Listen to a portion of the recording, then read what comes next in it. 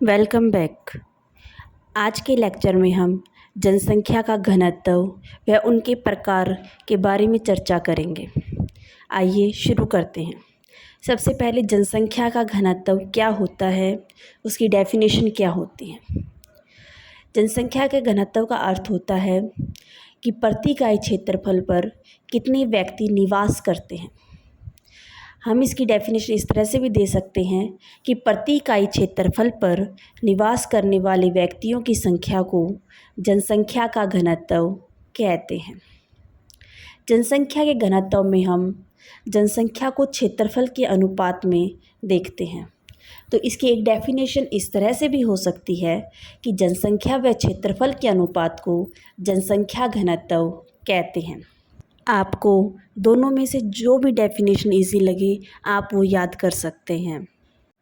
जनसंख्या घनत्व के प्रकार।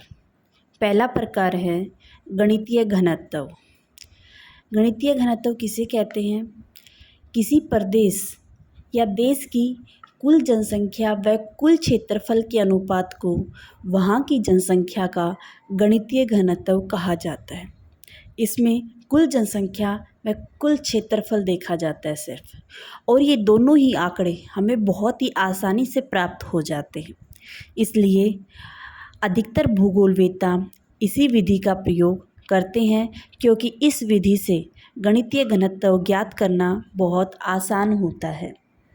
जनसंख्या घनत्व का नेक्स्ट प्रकार है कायिक घनत्व। किसी भी क्षेत्र की कुल जनसंख्या व कुल कृषि योग्य भूमि के अनुपात को हम कायिक घनत्व कहते हैं। यह घनत्व यह प्रकट करता है कि किसी प्रदेश की प्रति इकाई कृषि भूमि पर औसत कितने लोगों का भार है। इस घनत्व में गैर कृषि भूमि को कुल भूमि में से निकालकर फिर घनत्व निकाला जाता है, क्योंकि यह घनत्व कृषि भूमि पर आधारित है।